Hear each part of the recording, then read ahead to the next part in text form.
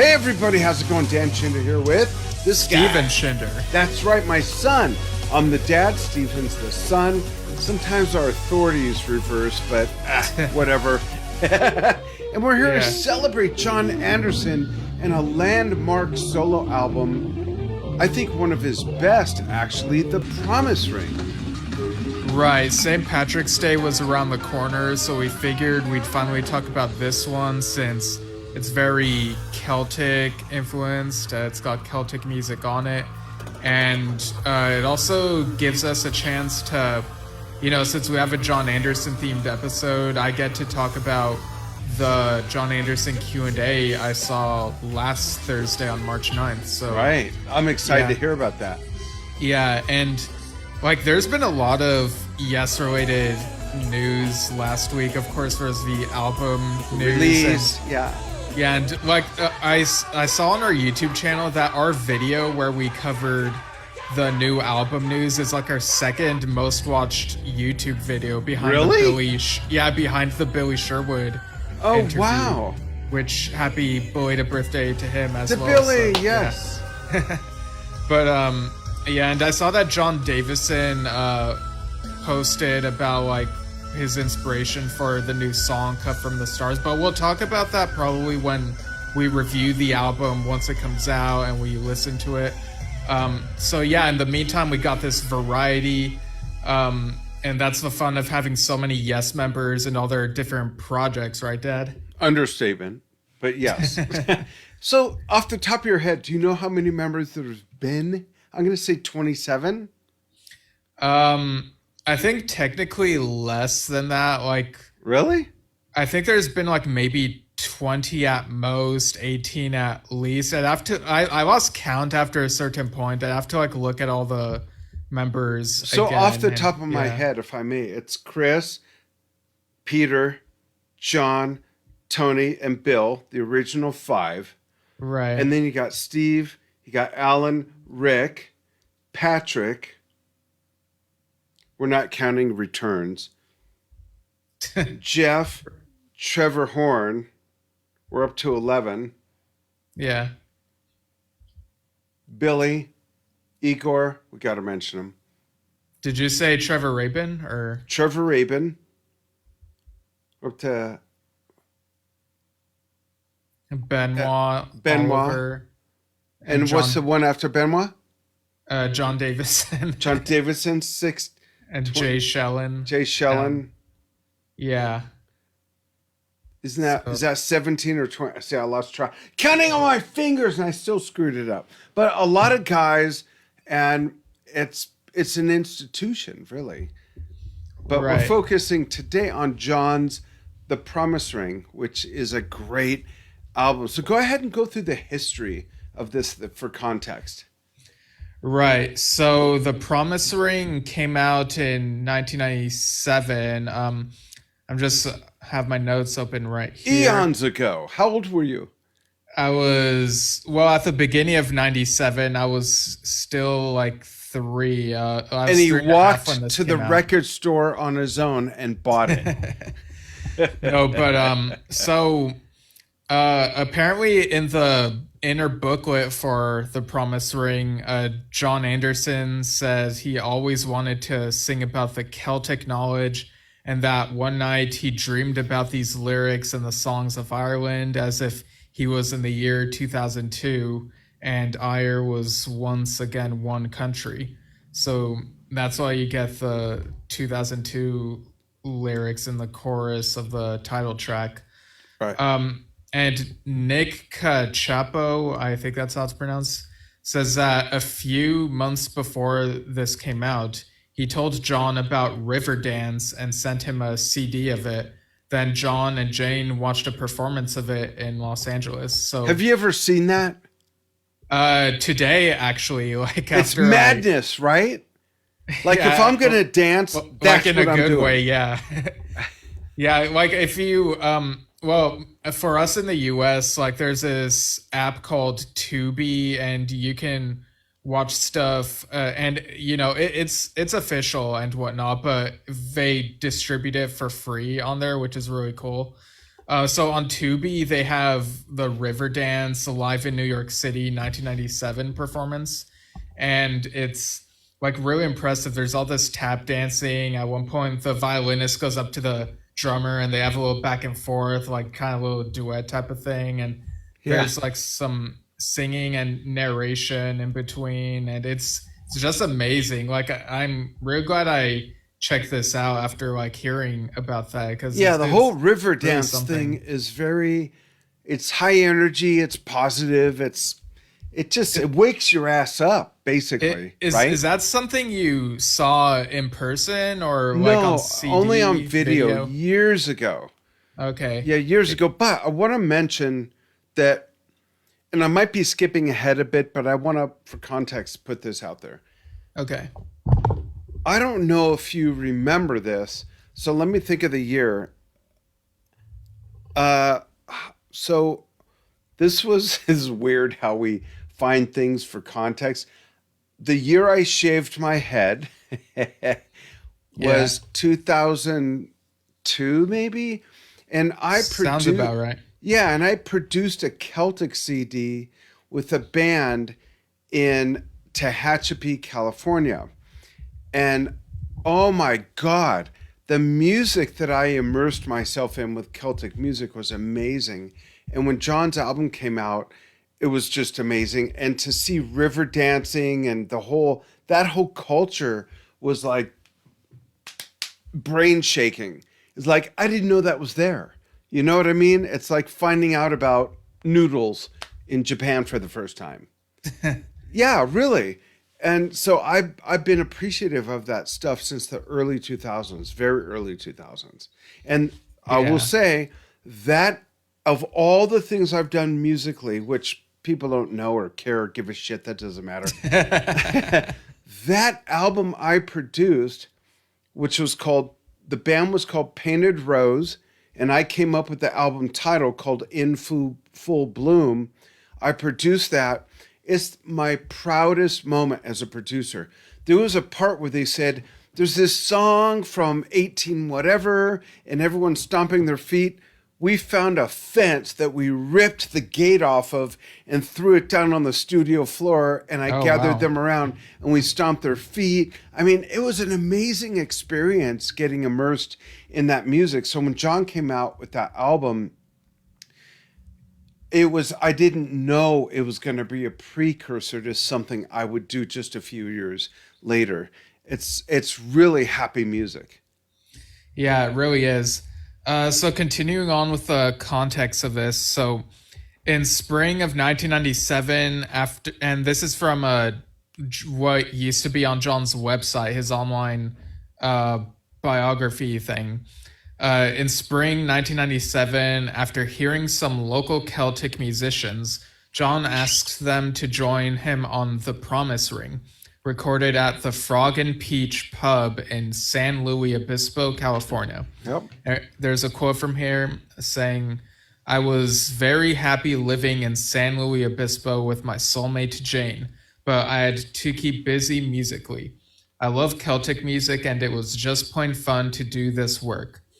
And this was also around the time the studio tracks for Keys to Ascension 2 were being recorded. Yeah, there was some overlap there. Yeah. And the live stuff was done in San Luis Obispo. Yeah, the Beautiful year place, not far from where I grew up, maybe a few hours, but beautiful area. I could see why he would live there. It looks like Roger Dean created that area, basically. Yeah, Yeah. and this was followed shortly by one of Rick's departures from the band, of course. That's right. One of. I love that. Yeah, yeah. I mean, the reasons are a whole big thing, which we could be here all night. That's a if whole we went other into- episode. But then in May, John married Jane Luttenberger in Maui, Hawaii. There's a quote from Alan him. was the best man. Yeah, Alan White was the best man. John says in this quote, I love living with my beautiful soulmate Janie. She sings with me all the time. And I'm pretty sure they met in 1993, which, I mean, hey, this is episode 93 of our numbered episodes, so, Episode 93? Yeah. No wonder we don't get any work done. I'm kidding. So the Promise Ring came out June 1997, which is the same month that the scheduled Yes tour was supposed to take place before getting canceled because of all that stuff that was happening. What stuff? Elaborate. Rick's departure and, like the band needing to like regroup and figure things out. Yeah. And of course, Open Your Eyes was the result of that, which we've talked about. Yeah. Probably their most epic album ever. I love that album, by the way. Love it. Right. And John has said that he wished that this got an international release as he wanted people in Ireland to hear it. And do you want to read the track list of this? Yeah, track list. Born to Dance, 357 the time. Flowers of the Morning, love that song, 417. Timing of the Known, 531. True Life Song, 418. Are You?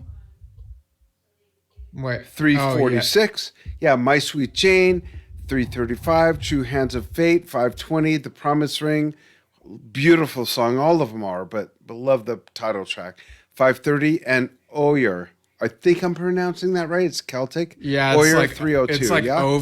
It's like over, but without the V. Yeah. Right, an apostrophe. Yeah. Great album. It really is. I have some interesting comments about it, but I'll, like always, follow your lead and wait till they're appropriate.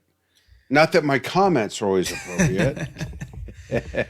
Right. So where, or rather, when was your first listen of this album? I seem to remember you might have had the cassette tape of this. Do I remember that Yeah. correctly? So I'm glad you asked, because earlier when I was listening to this, I thought, wow, I remember exactly where I was sitting when I first heard this. I was sitting in my office. Folks, I had departed from the music industry for a while, and I went into corporate America, and I was sitting in my office, which was a loft office for a company that sold carpet and flooring. And I had this giant, like 12-foot conference table that was my desk. And I remember buying the cassette that day and sitting in my office and popping it in and looking at the cover and the ring. In fact, let me bring that up real quickly. Looking at this and looking at how the shapes of the alloy created a path and a puzzle, and listening to the whole album and being so enchanted with that.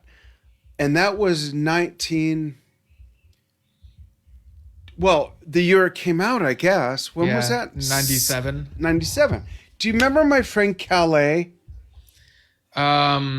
Maybe if I saw a picture. But she had a go on. Volkswagen Bug, kind of reddish hair. She took you and Alex for a ride. She'd come visit us in Ventura. It's been a while. So maybe this will refresh your memory. She was a white witch. No? Okay, this is, folks, for context, years and years ago. And I just remember her coming up. She worked with me, was my secretary. Came up to my office while I was playing that, and she was very, very, very active in the Renaissance Fair. And when she heard that, she snapped into that world of a few hundred years ago. And I've always been a fan of Jethro Tull and the Renaissance area folk music and everything. But this album by John was like, whoa. And I'll never forget where I was, the question you asked, when I first heard that. And I want to say there's something about his vocals on this album that greatly remind me of your favorite album, Elias of San Helo. I know, folks, it's the same guy, but that doesn't mean the voice is going to sound the same. For instance, if you listen to, let's say, Physical Graffiti by Led Zeppelin, or Houses of the Holy by Led Zeppelin, Robert's voice sounds completely different on Presence. He sounds like Elvis. for the most part on the album. So just because it's the same guy doesn't mean it's the same vocals. There's something about the Promise Ring that brings me right back to Elias of Sun Hello. Not the style, not the theme, not the lyrics, but just the sound of his voice. And he was how old then? A lot younger than I am now, right? He Yeah, was maybe around 50. yeah, for the Promise Ring, he would have been 52. There you go. And I'm a lot older than that. I know. I look wonderful. You'd never know. But I'm just saying. Yeah, the album cover, like the side of it where it's like a spine, that does kind of remind me of some of the Elias of Sun Hilo Yeah, the artwork. iconography. Yeah. Totally. Yeah. And I do have that still. Yeah. Yeah. For Where me, were you and how old were you the first time you heard it? Was it when it came out? I'm sure I drilled it into your brain in 1997 when you were 3 or 4. well, if you did, I was too young to really remember it. The first time I remember listening to it was in early 2009, so I would have been about 14 at the time.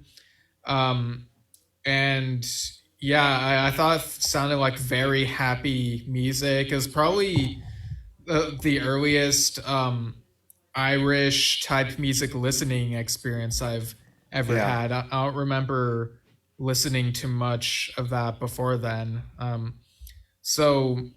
There was also the promo videos. I think those were around the time I checked this out, possibly. So let's talk about those. Yeah. So there's a whole film that's chopped up into like a mini series of promo videos, right? It's got like 6 of the 9 tracks. It's got Born to Dance, Are You, Owers, Sweet Jane, True Life Song, and the title track. And looking back, I could see how they were visually trying to get creative. It's basically John and Jane and the band doing their thing, but they tried to colorize each song differently, and the quality fucking sucks by today's standards. But if you just look away, the music is awesome. And I love that John is playing his Brazilian quattro, that 10-string guitar that he used in Wonder of Stories and some other songs. You know I have one of those, right? Yeah, I think I remember that. Yeah, it's right. Watch this. Ready, folks? There it is. Oh yeah, on that shelf. Yeah. Yep. Let me see if I can. This will be forever screwed up, but there we go. But yeah, I agree. Like, it looks like they're all having a great time, but Yeah.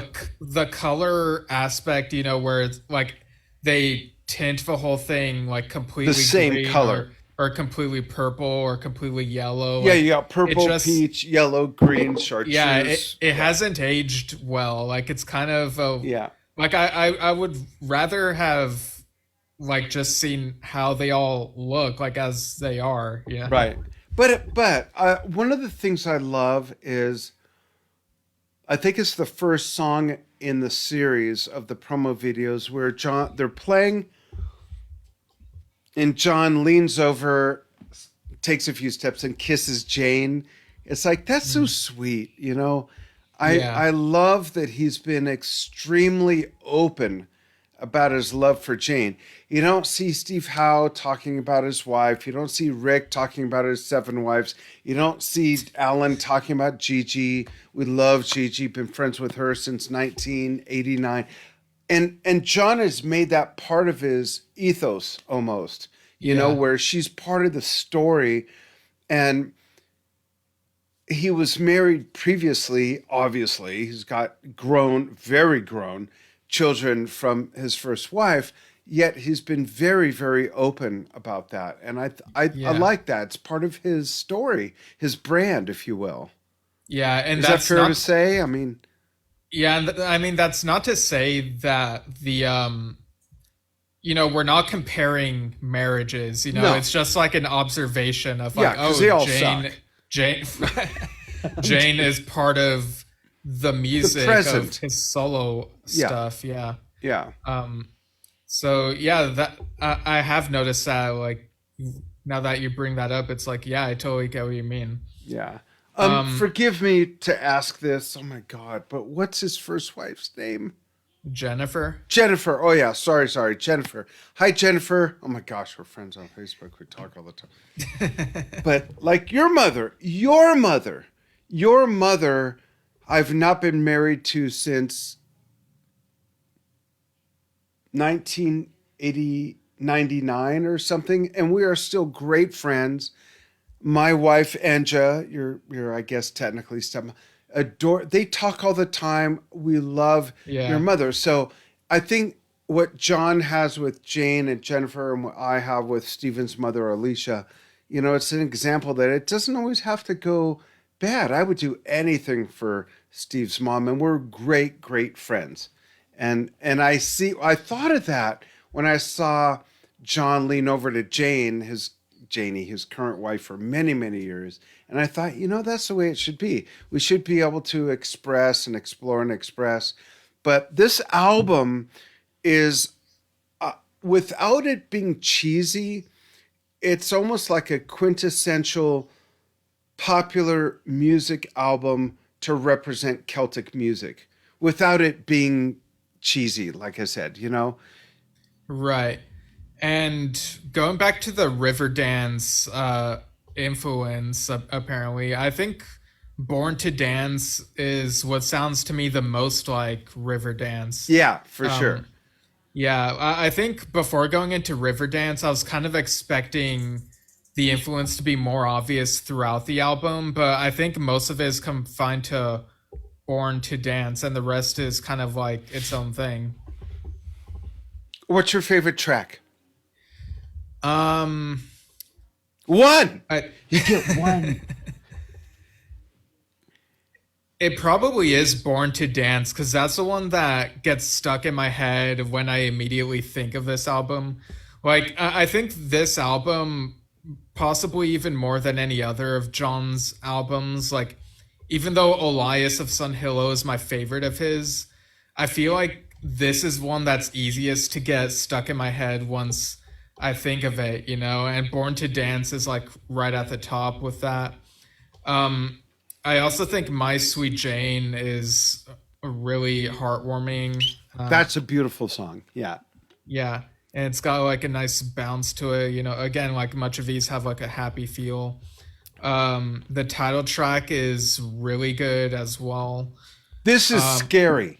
We are more the same than I thought because those are my top three in that order. Yeah, for the same reasons. Oh, yeah. Weird. That's weird. But yeah, I like all of these, but those are my top three. I am your father.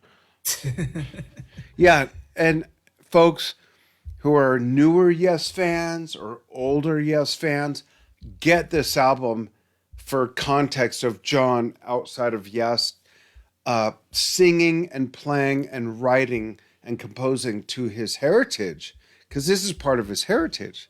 Right. Yeah, he's part Irish. Yeah. What do you think of the way the album ends? Because the final track is O'er, which is a kind of a redo of Boundaries from Animation and would later be kind of redone again as Somehow Someday on Open Your Eyes. So yeah, let's take one song, turn it into six. Does it really happen? Can it happen? What's happening? Well, to be fair, those were like different songs with similar titles. Yeah, this is that's like the true. other way around. Yeah. I'm good with it. And for context, for those new to the show or haven't seen the episodes where I rant about this, I'm typically not, this is where Steve and I differ, one of the ways. I'm not a fan of albums that cool down at the end.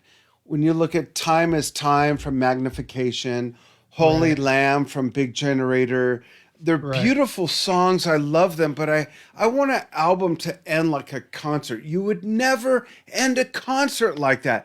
You'd never go from Stairway to Heaven to Freebird to Highway Star to Holy Lamb. Like, what? Well, to interject, I don't know if we've ever discussed this on the show, but what do you think of Relayer ending with To Be Over? Is that similar, or is there something that makes that kind of different? That's a great question.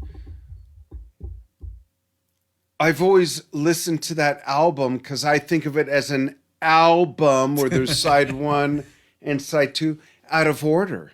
So I don't think of it that way. To me, Sound Chaser's the first song, To Be Over is second, and Relayer, Gates of Delirium Gates of is Delirium. so that's a great question. However, To Be Over picks up Yeah, that's true. right? It's But got that jam in the middle. yeah.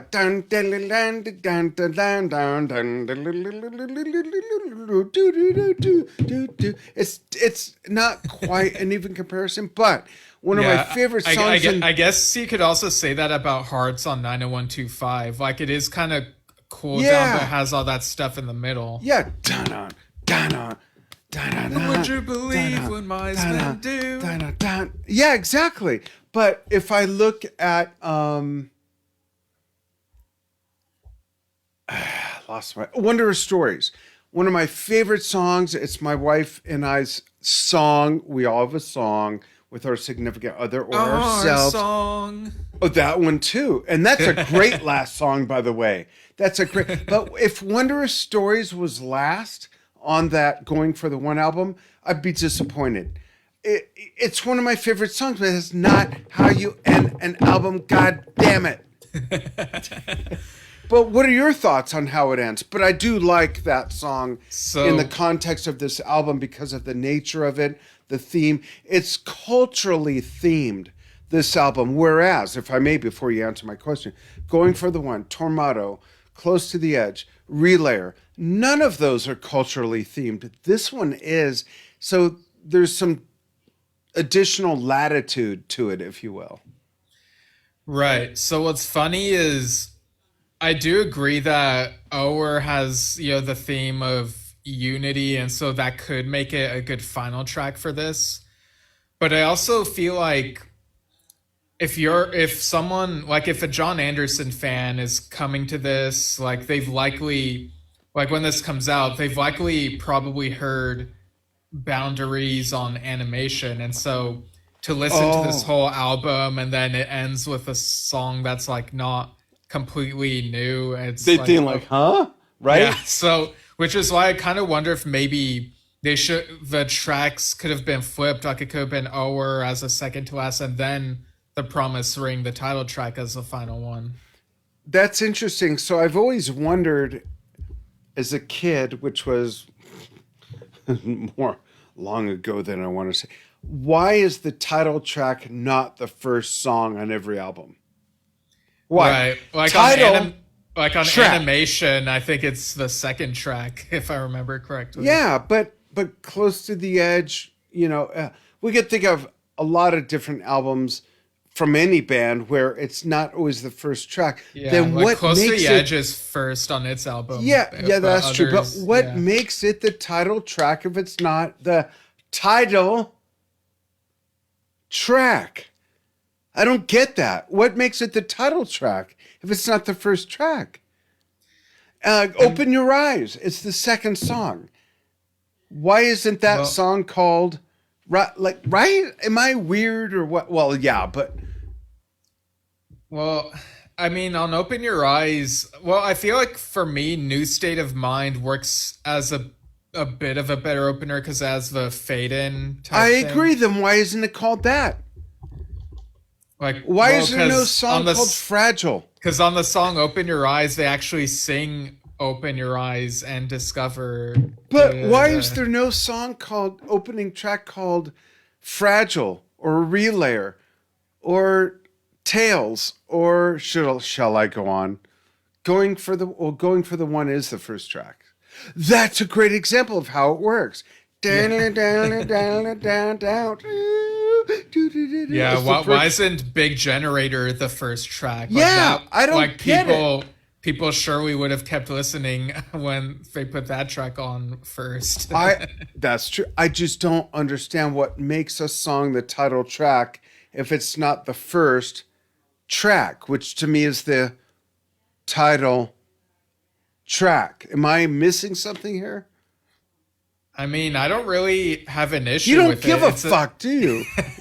It's a song that has the same title as like they named the album after the song. But if And it's not first, title goes first. You write well, novels. okay, I'm gonna end this argument right now. Okay. Time and a Word. It's a final track on its album. It works best as a final track. Boom, mic drop. I got nothing.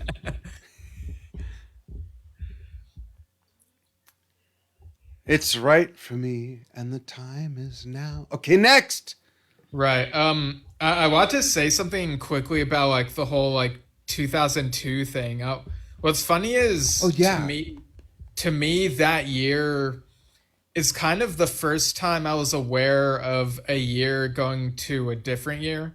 Because you know when I was little, I didn't really pay attention to like what year it was, or like, I people still didn't- don't, but whatever. or like people didn't tell me. It wasn't until first grade that we had to like, okay, write the date, today's date, or let's say 2001. And Really? yeah, and then like 2001 going into 2002, and because I of some like TV I'd watched, like, you know, because of like SpongeBob having this episode about the future. I remember when it was 2002, I think I asked grandma, like your mom, oh, like are we in the future, like at one point when I was listening. And she said, yes, take a hit off this. But yeah, like 2002 was the first time I was aware of like going from one year to a different year. So yeah. That's interesting you bring that up because I remember being 13. So that'd be 1976.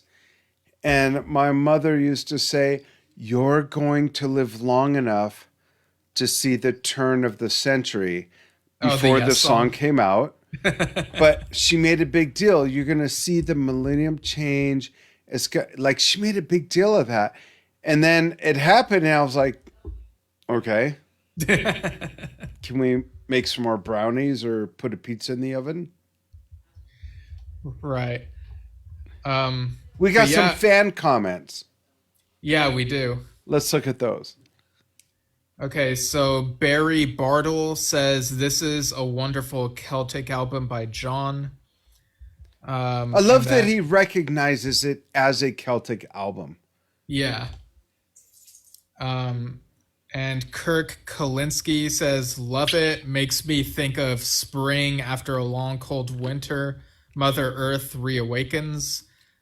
What's funny is the next solo album after this, from John Anderson, and which Toxic Waste.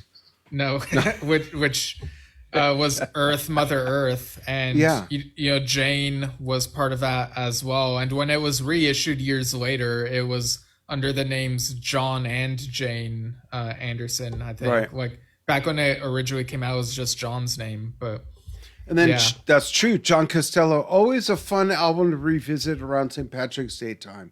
Like DeCio, I wish that John could have done a U.S. tour with it. Yeah, I'd love for him to mix some of those songs in with the youth orchestra or, you know, the Paul Green stuff. That'd be like a deep cut, right? Yeah, like if he mixed in like all these bits that were influenced by different cultures, like Deseo and what's the other one? I feel like there's like another album he's done where it's influenced by it'll come to me. That's drama, some point, maybe. Drama. And then Denny O'Neil, not to be confused with the famous comic book. How do you know? Because he passed away recently. Oh. But sorry, yeah, so, I'm not in the know. Right. Yeah, you haven't read as many Batman comics as I have. I haven't. I say recently, but it was like 3 years ago. Just looking up the date, I was like, wow, that was that long ago. But anyway, Denny says, love this album with 100% Celtic influence. Makes you want to get up and... It says gig, but I don't know if he means jig. Jig. It's jig. Okay. With a J. All right. Wonderful album. So, yeah. And so... Which is why GIF is GIF and not GIF, by the way. Oh gosh. We don't need to get into that. It's Jiff, but um, and yeah, this isn't the last time John's dabbled in Celtic music. He also guested on this album called Excalibur 3 back in the 2000s, and there's a song called Circle of Life, which I believe had like a bit of a Celtic vibe to it. Yeah, So, yeah. absolutely. Yeah. Um, so do you have anything else to say about the Promise Ring before I recap the Yeah. Q&A I saw last week? Yeah, 'cause Steve saw a John Anderson Q&A, asked John anything, but before we get to that, this album to me stands totally apart from every other John Anderson album because it is culturally centric, if you will. Mm. Whereas all the other John Anderson albums outside of Yes are John Anderson centric, whereas this is certainly John Anderson. I'm not a dummy. Well, maybe, but it's based on a culture and a specific genre. And that's what makes it so different and so unique, standalone, and special in my mind. What do you think? Yeah, it's a great album. It's music you can dance to. Like they could play this at a Any public any music dance is event. music you can dance to if you take enough acid. Well, yeah, but I mean, like, I could imagine like there being some dance event and this gets put on, and maybe people will like square dance or Yeah, something. And absolutely. yeah, like I could totally see that. Cool. So Um, tell us about the Ask John Anything experience. Explain what that is first and then what happened. right. So on John Anderson's Patreon, every once in a while there will be a Zoom Q&A. Sometimes it's open to everyone. Sometimes it's just for the patrons.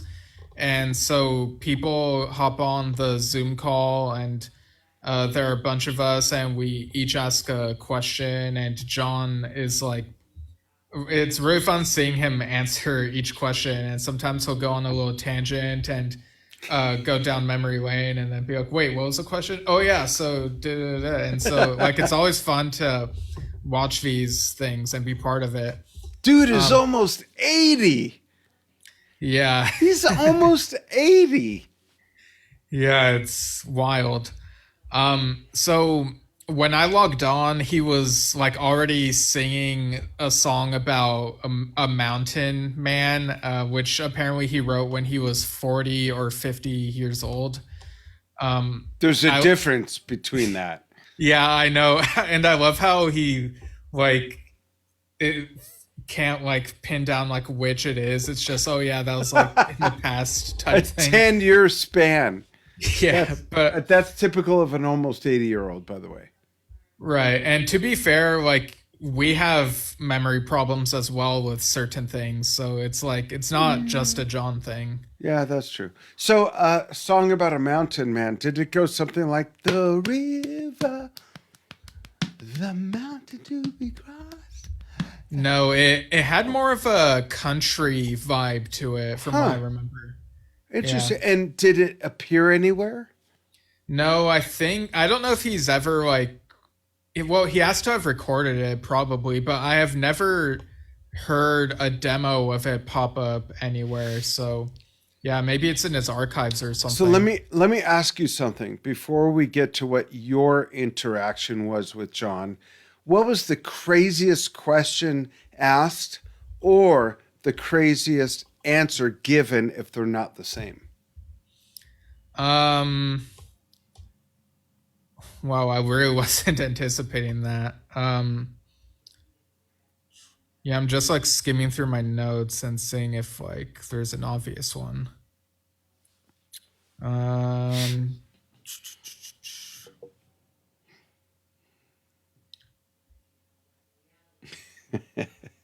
yeah, Sorry, I'm I didn't still mean to looking.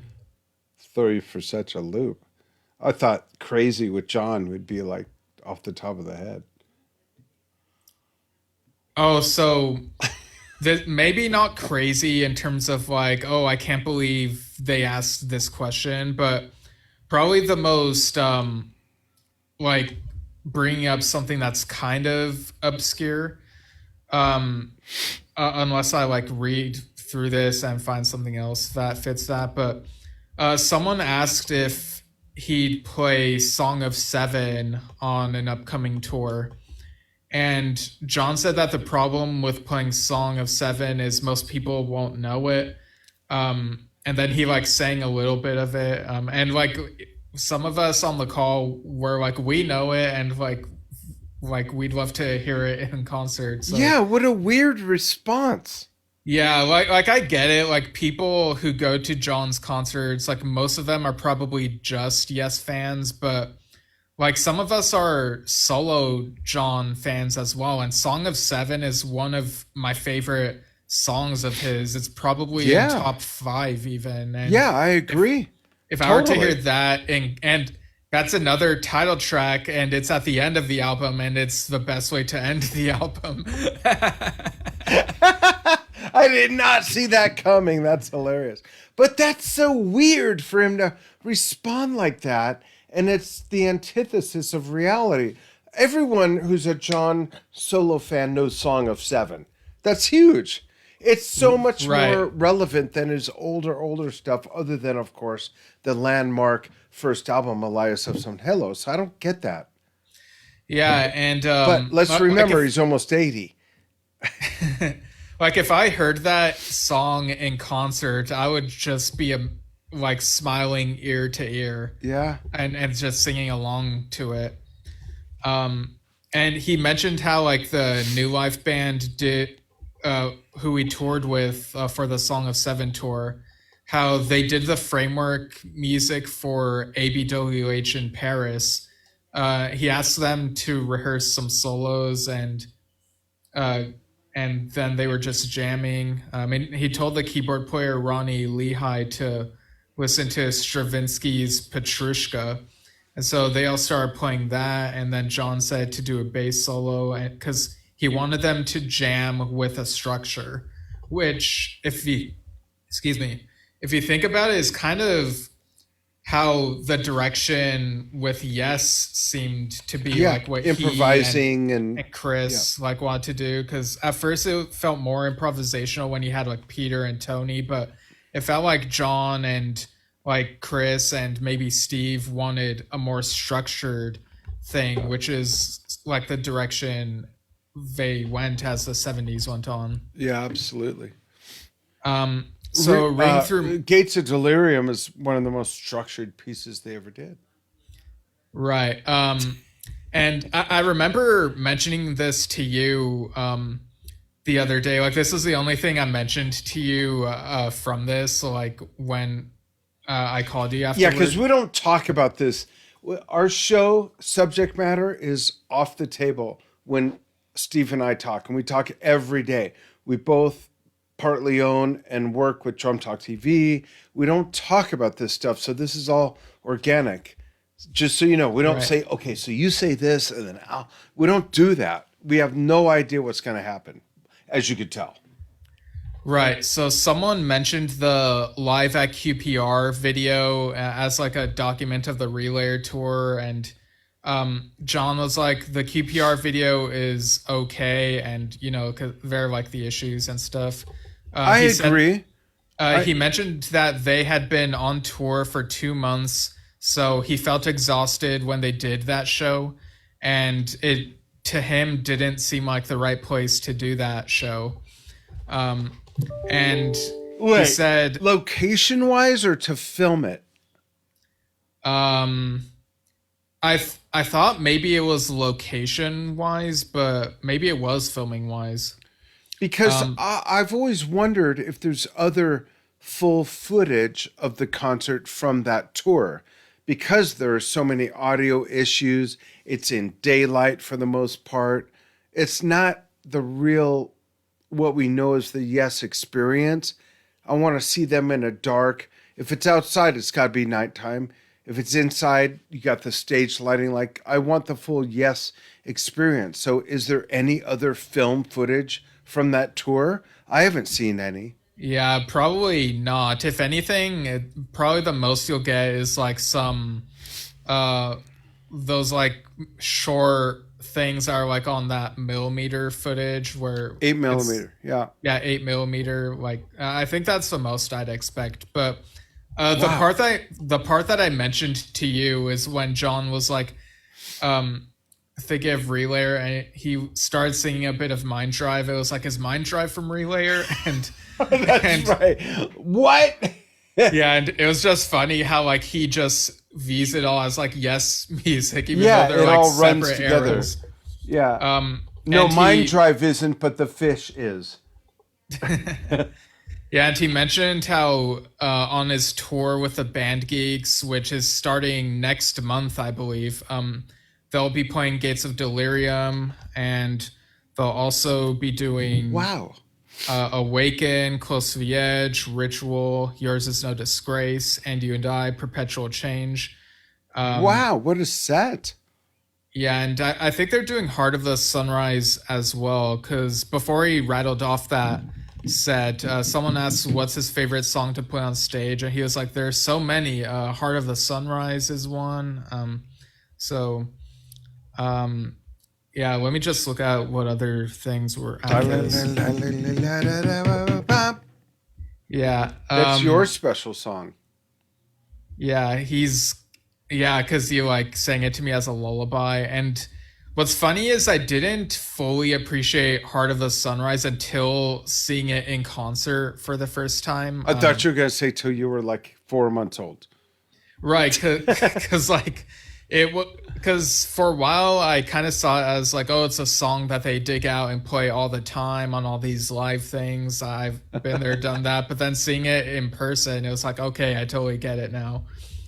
Yeah, that It's was epic. on the Yes and Asia tour in 2009. So he's getting together to rehearse with the Band Geeks in New Jersey for 4 days, and they've been Zooming each other. He played, and after he mentioned that, he played a bit of, I guess, a recording of their rehearsing Close to the Edge, and he sang along to it. It was like wow. the beginning lyrics. And yeah, it sounds pretty good. I'm really excited to see clips of this thing. He was asked if he would be seeing Rick Wakeman perform in April, and he said no. Fuck that. Is John's tour schedule out yet? Yeah, let me just look at. Yeah, is it coming out this way or your way or No, our it's way? mainly on the East Coast. Yeah, unfortunately. I don't know why they don't like some of these are like contained to the East Coast, and it's Yeah, like, I man, don't get it. Rick too. A couple Right, other bands so- I've looked at lately. Yeah, I mean, Rick was on the West Coast a year ago, but we had like other stuff we had to attend. Yeah. Okay, so for John and the Band Geeks, they begin their tour at Westbury, New York on April 14th, and they go through a few other states on the East Coast, and I think the furthest west that they go seems to be Illinois. And that's the end of our show. Thanks everyone for watching. No. And the final show is on at North Tonawanda in New York, so it's kind of a circle, I guess. Weird. I don't get Yeah, it. but yeah, I remember at the Q&A the month before he said that he's looking into going to the West Coast maybe later in the year. But I'm not sure if that. I don't remember if that's with the Band Geeks or a solo thing. It might be a solo thing, but I'll take him anyway. Do a fucking river dance. Just let me see John out here on the West. right. And so continuing through this recap, let's see. He says that he sometimes watches his solo performances that people put on YouTube.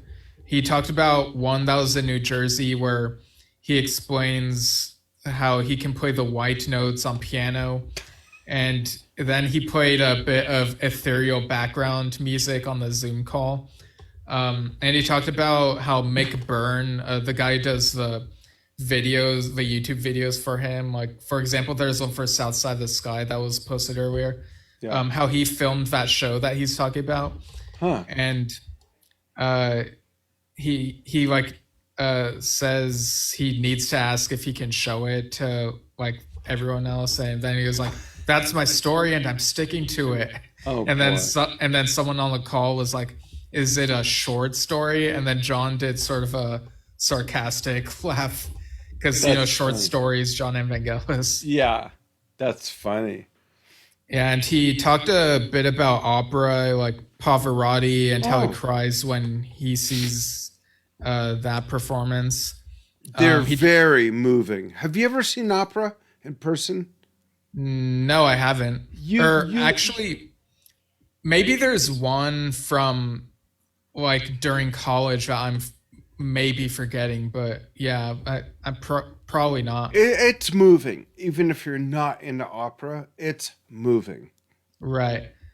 He mentioned, I think this is called La Boheme. He mentioned something with that title, and Yeah. he mentioned an opera album of Christmas music. So Oh, wow. I don't know if that's one and the same, but it's cool that he listens to opera.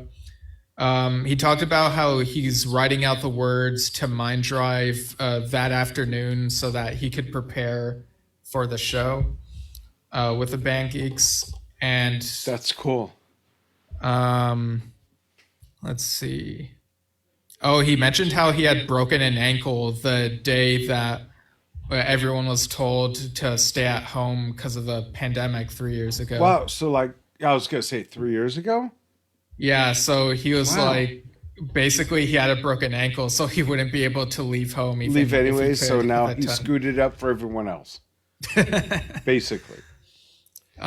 He said the Paul Green Rock Academy will perform in London, Madrid, Sweden, a What? Holland, Really?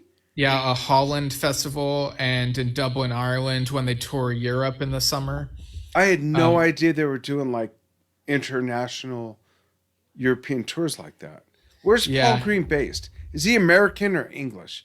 I don't even know. American. Sorry, folks. Based on the East Coast. I think That's what I in- thought. So yeah. now he's taking this international. Did they do that before? Not that I'm aware of. Definitely That's what I not thought. with John. Like with John, it's always been, whether it be the School of Rock or the Rock Academy, it's always been in the U.S. San Luis Obispo. And he mentioned how like sometimes he'll do a selfie with the Rock Academy musicians, and he'll look at the picture and be like, "Hey, who's that old man?" And then realize it's him. And he talked about how with the Rock Academy, they like how they can do like Kashmir and then go into like Mind Drive. But he played a bit of And You and I on a guitar before like going into Mind Drive. Cool. I got one of my dogs here. Hi, Sash. What are you looking at? Sasha. Douche me, big baby. Yeah, so it was fun seeing him play a bit of And You and I on a 10-string guitar and singing along to it. He said he would love to play in Liverpool, Grimsby, or Manchester, but the agency wants him to perform in places like London and stuff like that. Yeah. Well, go for it. Do it. I Right? think. Yeah, I think he says he's playing in Shepherd's Bush, which is near the Lucky Horseshoe Cafe, which is where Yes rehearsed before their first gig back in 1968. Eons ago. Yeah, Even and, I was young then. Yeah, and speaking of those early days, my question for John was whether, and Dave Watkinson wanted to know this as well, was whether. So he gave me the idea. So was whether John will perform any Warriors music in any of the upcoming set lists. And he said the answer is no. We only wrote a couple of songs. And then he told the story of a manager. So play those too. Yeah, I mean, that'd be cool. Yeah. But maybe it's another case of like the people won't know the songs that well, which is sticking to Yes music type thing. But then he told the story of a manager who asked the Warriors to pay him so that he can put them on the charts, and he wanted them to meet him in Manchester, but they had a gig in somewhere. I have Patty's written in my notes. I don't know if that's the name of the place, but so they had a gig and conflicting schedules, and they're like, no, we're people of our word. So they went with a gig, and the manager ended up going with the Four Pennies, and I guess they had a #1 hit. And then, yeah, I'm just scrolling past the stuff I already talked about.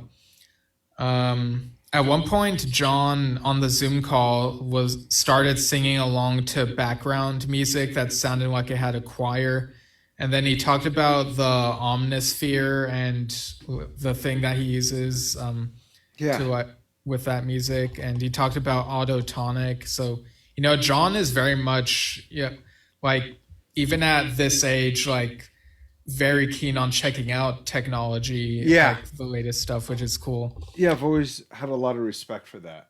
Yeah, and he likes the reaction videos to like when people react to Yes music for the first time. Those are like fun. a rapper listening to Gates of Delirium or something. Right. And he says a guy emailed John 2 months ago and wanted him to play Friends of Mr. Cairo and said we could go on tour if you'd like. And John talked about on the call how like John Evangelis was the opposite of Yes. And he talked about how he had a lot of joy of singing with Vangelis, and it was like a miracle whenever they like played together and composed and whatnot. And Vangelis was the first person John played Elias of Sunhillow to. Oh, wow. Yeah, so, there have always been those rumors that maybe he played on it, but no, but like very close. It's like, okay, John made the album and then Vangelis was the first person he played it to. So what was Vangelis's reaction to it?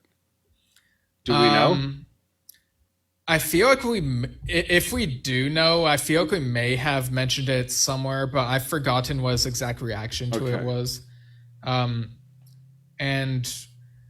I'm pretty sure there's like a quote that I found somewhere a while back. I'll see if I can find it and like post it later. And someone requested on the call that John sing a bit of Tony and Me, the song he's played on his acoustic solo touring about him and his brother Tony from the Warriors. So he sang a bit of that, and that was fun. Cool. He said his favorite Beatles album is Sgt. Pepper's Lonely Hearts Club Band. There it is, right there. Yeah, on your wall. Right there.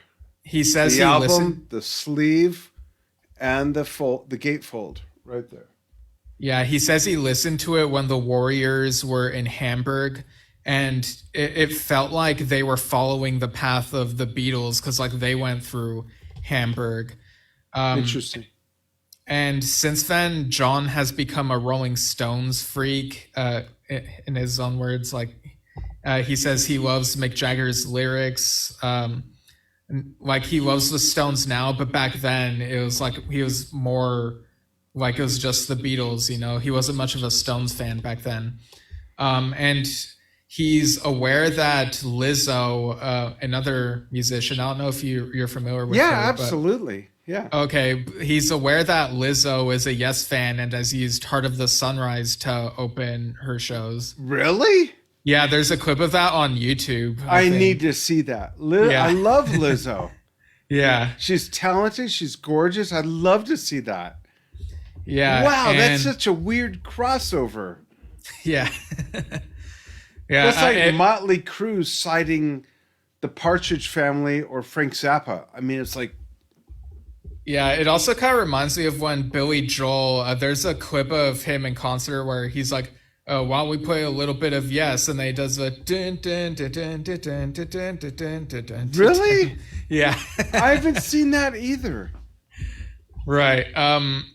But yeah, getting back to the call, someone else on the call asked about a line that was omitted from like Yes's longer version of America that they performed, because when they put it on the Yes album tour, and I have four cuss words. No. And this was on the Word Is Live box set, which I know has been like forever since you heard it, but it had that like 16-minute version of America, and it had a line where John sings, "Pass me a cigarette. I think it's in my raincoat." I think that's how it goes. Yeah. And John was like, "I don't know why I was thinking with that. Sorry, Paul." Paul Simon, for those who Yeah, don't Paul know. Simon. Someone asked him if he had any pre-show rituals. Pun intended is what they said, I think. And John says that he Wait, stopped. before you answer, did he talk about the pyramid? What, the triangle on Elias Sun Hilo? He used to sit in a pyramid in his dressing room. Oh, did he? Yeah, that was made out of like tubes. As late as, I don't know after, but as late as the Open Your Eyes tour, he had like a tubular, you could walk right into it, but it was like little plastic tubes with connectors where he'd make a pyramid, and that was part of his ritual. He'd sit in there and meditate. Okay, no, he didn't mention that. He said that he stops thinking for 10 minutes and meditates. So he didn't mention the pyramid. Okay. And John also tried the live long and prosper thing, like the hand signal. Yeah, that doesn't do anything for you. No, right. I'm kidding. Well, he said live long and prosper, but did the hang loose thing. I did this instead. Yeah, and so like we were like showing him like how to do it. And then he mentioned a piece of music that he's done, like singing in Chinese from 20 years ago. And I think he said that. Oh, so in other words, he recited Siberian Khatru. The lyrics don't mean much. Yeah, well, I mean, because of the lyrics, he said even people in China wouldn't understand it. Like, even though he's singing in Chinese, like the lyrics are like, yeah. And someone asked about his spiritual path, and he mentioned like some experience where he was in Vegas after seeing Frank Sinatra, and he went to the stage door, and then someone tapped him on the shoulder, and it was this little girl who said, "John, are you ready?" And the way she said it didn't sound normal. Then she ran away to her parents, and then John turned around and saw a Jamaican guy who said, "John, are you ready?" And then John has written this down in his memoir, which I don't know when that's coming out, but I hope it comes out like sometime in the near future. I have here that he mentioned Wings of Desire, but I don't remember what that is. I'm just Googling it real quick. Oh, it's a film. Not to rush you, but we're coming up on an hour. Yeah, I mean, this is the final thing right here. So, just checking. Yeah, so like, yeah, just that thing of like a divine experience. But John, like he said something about knowing deep inside there is light, and after that event, he sang the song "Soon," knowing that there's more, and like it's interesting. Like I guess it gave more meaning to that song "Soon," like knowing, like having more of this belief in a light, and singing "Soon, oh soon the light." So I just find all that really fascinating.